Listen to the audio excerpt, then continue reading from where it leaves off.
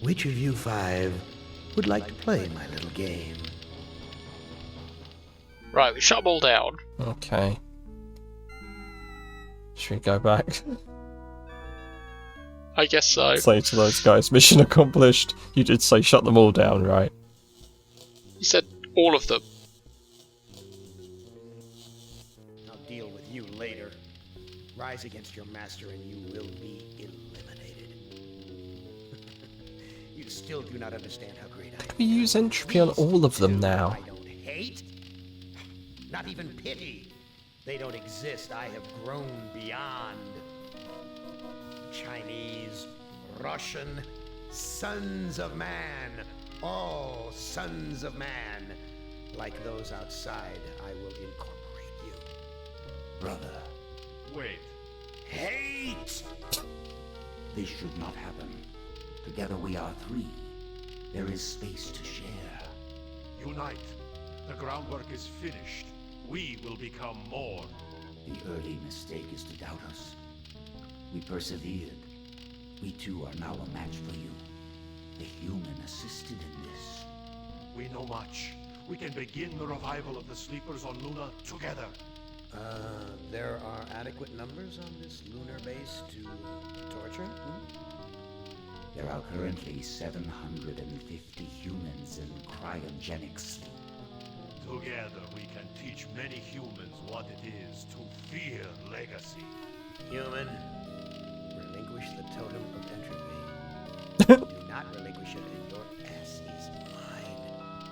Do it, and I promise, on my honor, your suffering will at last finally end. Invoke it? Yes. This is not over. We will never end. We have no beginning, so we can have no end. We will return. Don't you understand? We are humanity. We are you. In one form, in another form, we are always with you. You can't protect yourself because we come in many, many guises. We shall return.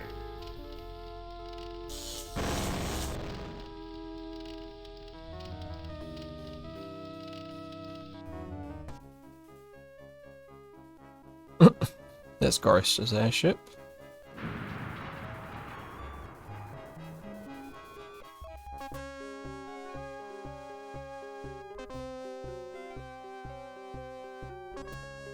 Hibernation defrost sequence initiated. Estimated time to complete Earth terraforming, 300 years. You know, it's not so bad being a watchdog up here. I'll keep the machines in their place until the lunar colony is ready to return to Earth. We were all heroes, in spite of ourselves. Oh, Hmm. that seems like a fairly good ending. Kind of. Kind of. Seems. Humans are coming back? Did you just see that Harlan Ellison, the writer of the story, is the narrator? Oh, the voice of Am. So they got the author of the book Yeah. to do that voice. He was very, He's very into it. yeah. Yeah. I'll be honest, I did expect an actual voice actor. Because I think that had a fairly decent quality to it. Oh wow, that's just Did kicked that you just close straight this? out of the game. Oh, good. Charming. Hang on. Was that a good ending? I need to Google. You need to Google, is this a good ending? Yeah, it's not a good sign, is it? Yeah. It kind of is, because we discovered the presence of humanity still existing on the moon, and we've set it up so that they can be thawed out, and they can attempt to start Earth again with 750 of them. The guys that we were controlling were dead, I guess. but it's a question as to whether they're really alive. They've been kept alive through weird stuff and tortured beyond belief. So in a way, I almost feel like salvation might be death for them. I don't know if it's right because, I mean, Nimdok went to hell, whatever that is. That is considered the best ending. Is it? Yeah, so the best ending triggers, like, how you know it's the best versus whether you've messed something up slightly. So there's, like, that ending and then an ending very similar to it. Okay. And then there's loads more endings. But, like, the two, like, that good ending, like, how you know is the last person says, I will keep the machines in place. Versus a line where they say something like, I keep the machines in place most of the time. What? So I think in one ending you've killed all the machines. Yeah. And in another, you don't do that. You do it a bit. Which is interesting because looking at this, it looks like the bad endings are the namesake of the game. In that it looks like for like the bad games, the bad endings, or like where you like basically make different decisions to what we just made. Well, like agree with them, or like either agree with them or give them the entropy, or only do like allows one of them to maintain some sort of power in this system. Yeah, or do just like they said just the ego, for instance. So in one of them you can end up with like the lunar colony gets killed. Okay, doesn't sound great. Yeah, I think that's if you do you only disable the superego and keep the ego and ID. Or id, sorry, I don't know why I read that as ID. I used to think it was id. Oh, sorry, ID. I used to call id software ID software. And then if you use the totem entropy after you have those three together, so the superego and then the Chinese and Russian computers, the other two elements of AM decide to suspend the life support on the moon. Right.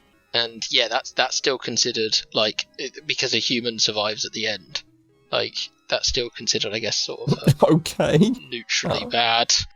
Yeah, because it's just like you still have a character that survives and says lines. Wow, that's the baseline. That's what it looks like. It's going in a kind of order. If you invoke the totem of compassion on id, and then do it, so it's basically the same. So essentially, if you do one of the other two heads and use the entropy, it cuts off the lunar life system. Right. If you do ego like they asked, you create a power balance between the three of them. So it's just the ego, the Chinese, and the Russian computers. Okay. They complement you, and then they let the ego decide your fate. Right. And you get turned into a jelly-like creature with no mouth. Ah, okay. So, which is, as you say, the basis for all the bad endings. Is you get turned into a jelly creature with no mouth. You never. If you get the good ending, you don't really encounter that. I mean, I guess the name fits anyway because it sort of speaks to just being tortured. But it's interesting that they literally turn you into a thing that doesn't have a mouth. Yeah.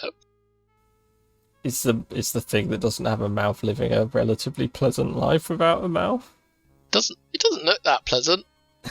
I can share the image. Okay, so we got the good ending somehow through that. Yeah, I think it's an odd one because it seems to be suggesting you're meant to go through all your characters to be able to do this. But then how do you do that without sending them to hell? I don't know. Do you just send them to hell? It's just something about the lines that this is saying. It's stuff like there are an assortment of ways you can screw it up. That seems to fit the game. Yeah, just as you could in the psychodramas and the events leading up to it. Yeah. What a weird game. Yeah, it was weird. I mean, I really enjoyed playing this game in a weird way. Yeah, me too. Yeah, so what did you think overall? I mean, I think the initial impressions were quite bad. That first session we played, we were so lost, and we didn't really know what to do, and we didn't really know sort of how everything was related or kind of where the story was going with it. Yeah. So I think Gorister's psychodrama was probably my least favourite, just because of that. Okay. Which is a problem because I don't actually know if his psychodrama, like, as a story is my least favourite particularly, but, like, the experience of it was my least favourite. Okay. Yeah, that's fair, I think. I liked the characters. Yeah. Did any of the scenarios stand out as particularly good out of any of them? Or who did you like? What mechanically, like, did you prefer out of it? I think it's because they all kind of had the same moments where we were totally lost. Yeah. And then we just kind of got it. Like, Ellen's, we were lost for a really long time until we picked up that yellow cloth. The yellow cloth the second time we got to touch it. Yeah. Which is obviously still annoying. Yeah. There were a lot of very frustrating mechanics. Like, the puzzle elements themselves weren't great, I don't think. I agree with you with the Gorister section, especially prior to landing the Zeppelin. It kind of felt like we had no idea. I ended up looking at a walkthrough, and having then gone through those steps, had no real idea of how we would come to the conclusions that were in the walkthrough based on the information presented. And we also didn't understand at that point that much about the game. I think through the second part of it, we started to learn a little bit more about the fact that it wasn't necessarily just one specific route that you could take through the scenarios. Yeah, with that Harry event. Yeah, when you brutally murdered Harry with that knife. I was trying to tiptoe around that, but yeah, that. And the fact that they had different mental states, or that could come out of the scenarios with different mental states, like being highly positive and having developed some sort of redemptive arc during it. That's when this game started clicking for me. Yeah, I agree with that. It was interesting, but I still feel like in order to get to those things, there was an awful lot of difficulty with reading the cues that the game was presenting. Yeah, Like, I don't think the puzzles are very good. Some of them were okay. Like, you some of it you could do. I think it's really, really easy to send yourself down a path that will either lead you to an unsatisfying or dark ending or death, I guess. Which isn't, I guess, that big a deal in the sense that it'll just send you back to the main screen and you can have another go. Yeah, true. So it's one of those things where it's frustrating for us, where we just want to make progress. But if you were just playing this to play it... Yeah, you might just go, okay, well, I'll give that another shot from the start and see what I can change. Or had more time on your hands in general. I don't actually think it's a great thing, because I don't know that many people who would be like, oh yeah, I now get to play through the entire thing that I just did again to try. Well, luckily they're quite short. Yeah. And I guess you also have saves. Yeah. As well. But it's just one of those things. It's not satisfying, I don't think, particularly. Yeah, I agree with that. I think also we went left to right, which I can imagine a lot of people may do. Yeah. And the beginning of Gorister's section, there were no NPCs, there were no, like, it was just puzzles. NPC is an interesting term. Yeah, like, there's no one to no dialogue happening, really, except their own thoughts. Yeah. And I actually felt it really helped characterize Gorister once we got down to the diner, started talking to Harry, once we knew what was going on with him. It definitely got more interesting.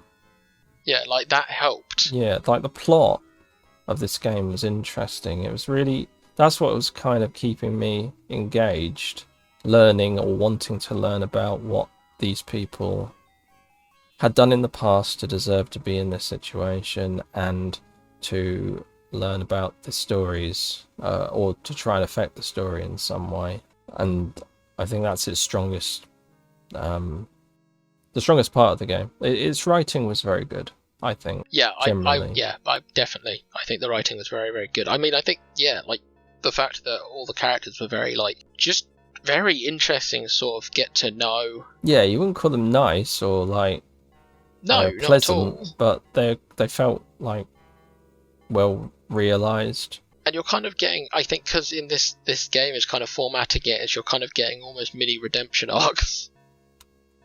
You know, somewhat, or at least them coming to terms with stuff. That sort of feels good to see, kind of regardless. Yeah, and the scenarios with like Nimdok and stuff, even though obviously it's a horrible subject matter, it's quite powerful. Yeah, I think so. In fact, I quite liked Nimdok's scenario thinking. I like the second time we went through it, especially. Yeah. But that was kind of curious, wasn't it? It was really gruesome and quite horrible, and the subject was awful. But, like, I think that, especially the first time we went through it, we kind of were going in loops. There weren't actually that many places in it. It was quite contained, and we were just going through loops and always seeing like a passage of time thing every time we went round the loop again. You know? Yeah. And we missed a few things that first time. And I think that definitely made it more interesting the second time when we went, oh, I want to actually see all this stuff. Because that was a very quick session for us, wasn't it? We got it finished in like that route in like 50 minutes or something. Yeah, it whizzed by. I mean, that first one being it was quite clear that we had missed a lot. Yes, yeah, it was which notable. Prompted the replay. It was interesting, yeah. It's a shame that there are bits hiding behind stuff that it's hard to really foresee or uncover. And again, you could go, well, fine, just roll with it. It's the story, and the end is the end you get. I don't even really now know how that stuff really coalesces, in the sense that when you get to this section, what can you and can't you do? I guess I don't know if there were parts of what we didn't do with Nimdok the first time through that would have hindered the things we did here in this section. I guess potentially, because he really didn't get any closure in our first playthrough at all. No, but I do think he did possibly everything that may have been necessary in terms of actually finishing the game, because he got the bridge across. I don't know if anyone else on the team actually has a tie to 1945. No. But do you mean would we have had that number or information had we gone with our other version of that playthrough where he basically just went through it? Well, we did. I feel like that number came up, didn't it? Yeah, the number came up in both playthroughs of In which Nimdok's case, yeah, maybe psychodrama. the answer is to just go through and accept what you get. Having not poked at it, it's just not that satisfying. Yeah. Again, like it was more interesting to me to revisit it and knowing that a lot was missed, and I think it was clear a lot was missed once we did that second playthrough. Yeah, absolutely tons of it. I mean, some of it I think was very unfair. There was lots of stuff in loads of the psychodramas that I thought were just like ridiculous. Yeah, it was like going to a specific screen from a specific direction, or as you say, like clicking on a thing multiple times. Like, especially when the first, the scarf was annoying. So was the door in the same in Ellen's psychodrama. The hidden door. The fact that I had to click that wall like twice or three times, or just get it in the right place. I don't know if it was like a pixel hunt or not. Yeah. That was really difficult to work out. Oh yeah, we went back and forth a long time. Yeah, we were didn't doing we? that for a while. And I guess and some of it might be verb usage. Potentially, yeah. But, maybe I just needed to push it, but I think that was there for a while. We were there for a while doing that. I think that sort of kept hitting us within the scenarios, like these walls of not really knowing what to do. And eventually, I guess, either, I think, ending up using a walkthrough or chancing upon a thing eventually.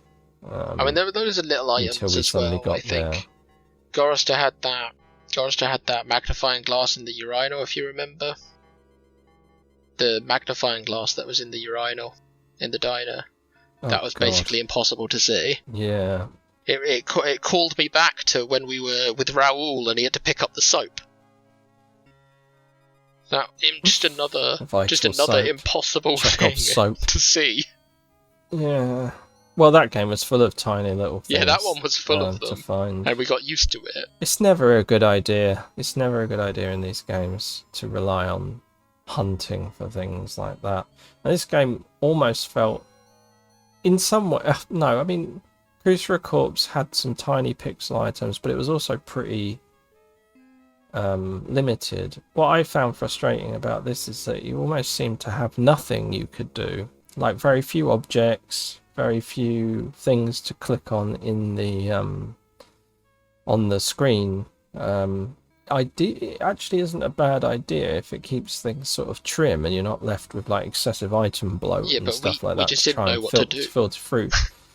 But it meant that when we got stuck, it was like, what options? We've got like a pair. Oh, yes. Yes. Benny. Yeah. And I actually think Benny's scenario was probably my favourite, bizarrely, out of this. It was set good. Of 5. Simply because of the fact that it changed things up with that sleep and time period shift. Like, I thought that was really cool that it sort of had this go to sleep and things would change and take place over a series. I think this game was actually very good at making its scenarios different enough, both in terms of, obviously you got the different characters, different places, different stories, but also slight tweaks to the mechanics or just the way it felt, so that it meant it felt fairly fresh within itself. And again, they all still had problems. But I thought it was really cool. I liked what they did with Benny's. I'm curious because you said that it's not really that.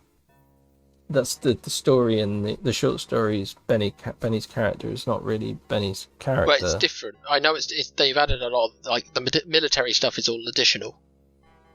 Like, which is interesting because that's almost all of that was what that was in this. Yeah, I mean, it's a short story, so I'm wondering, these characters are probably pretty thin. I know they have more interactions with each other as well. I think there's a bit like where, at least there's been like mentions of, like, when I'm trying to like do look at like what's going on with the game, or like mechanics of this game that I just didn't understand at times. Sometimes, obviously, that would come up with stuff from the source material.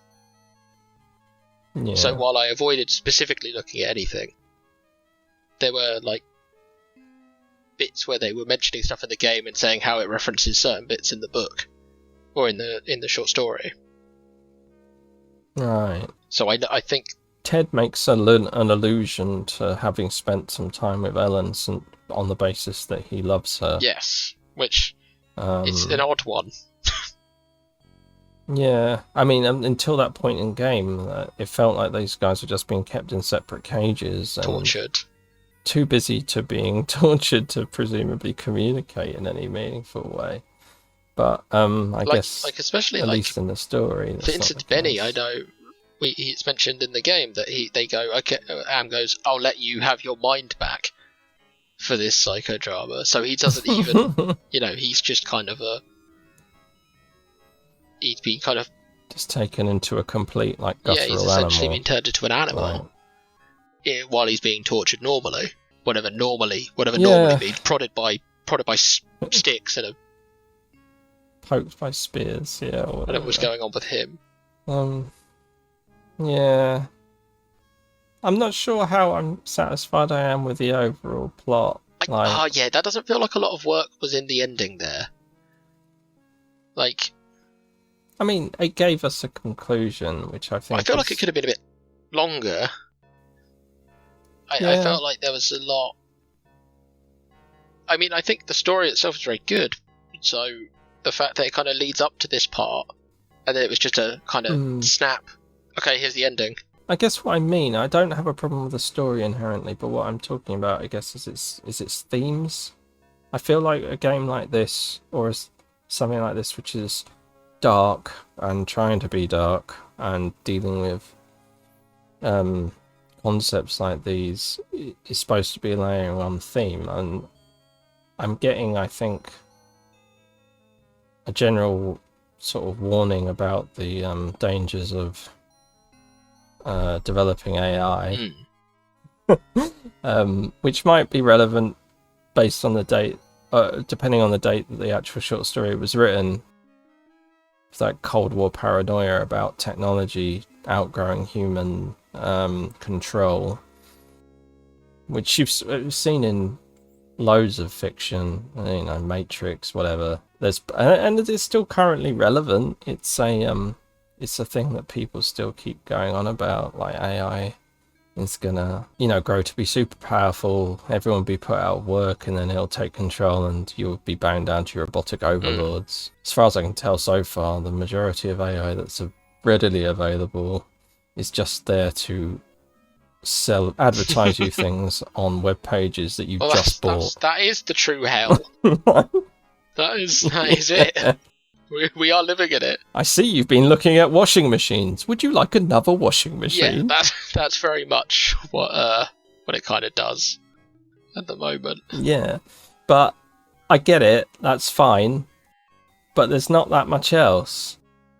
Like, I guess. I mean, again, I guess you can speak to the human characters that we're playing, gaining some form of closure by escaping being tortured, and be satisfied with that, possibly. But yeah, other than that, it sort of feels like there's not that much else to it. I mean, I thought it was very interesting that the supercomputer was modelled after the superego id, like, psyche thing.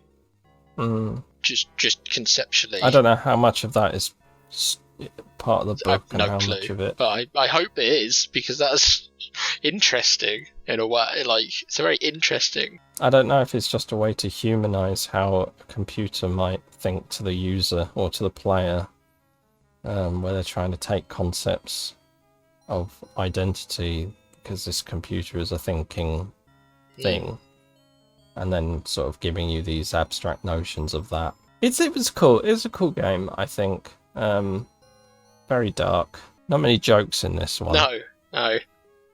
No quips. No one wants to be a pirate, but I think it's cool. I think it's cool when you look at these games and you can see them trying to do something different. I remember really wanting to play this when it first came out and never getting around to it. I think I even played a demo of it, but I remember reading a review and thinking, oh, that sounds interesting, but it just never... I mean, it had a lot of good ideas, this game. Yeah. In terms of point-and-click adventures. Like, it had a lot of good ideas. It was also very annoying at points. Yeah, having the variety of options is interesting, and something that is quite nice to see in a point-and-click adventure game, which is typically, well, often, in most cases, just following Route 1 down the developer's mind. You know, how did they think? How do they plan for me to solve this puzzle? But there's just one solution, and that's it. I don't think that's always the case. I mean, we've seen it with King's Quest. There are multiple options to do things. So there are other games. I think as they get more narrative and as they get more modern, though, I think there is a lot of lesser sort of choice. Yeah, well, certainly I don't really think of point and click games giving you lots and lots of ways to do things typically, but I am finding as we go through these that there are actually ones which do try something. I think the freedom in this game is something that's quite just refreshing. Yeah, and I guess armed with an instruction guide or something, maybe it would have told you something about, oh, by the way, be mindful of their moods, and, you know, you can keep going. There are different ways to complete the... Not different ways to complete the things. I think they are largely following the same path, but different ways to end having completed different it. states to be in by the end. To be in. Definitely. Yeah. Yeah. So I think it was good, worth playing. Very interesting. I think technically quite good as well for... I don't know, what year was this? 95 on the MS-DOS. Yeah, October 31st, 95. Re-released on Windows in 2013. Assumedly is Yeah, this. so actually it represents, I think, the newest game that we've played. The aesthetic in this game is all over the place. Like, the Yeah. different styles. Like, I think obviously the thing that stands out was Nimdok's weird cartoony doors. Well, the thing is, I didn't know if it was meant to represent his failing memory, because if Am is supposed to be building these psychodramas out of their memories, like, maybe the fact that he can't quite remember things is pushing things out of proportion. He's forgotten the shape of But doors. yeah, no, but the problem with that is, even if that is the sort of metaphor they're going for with it, it just looks silly. It's also way too subtle. There are plenty of ways to represent that, I think, through the visual media, like a distorted, broken memory. Yeah, maybe something a bit more direct. Maybe like cloud sequence of putting his memory back together in Final Fantasy VII. Yeah, maybe that. Yeah, you could do that. Just do that. You could do that. Have like 5 Nimdoks all coming together into the middle to coalesce into one fully formed Nimdok. Recovering his memories, but finding out it's awful and he doesn't want to do that. Finding out he was never in Soldier.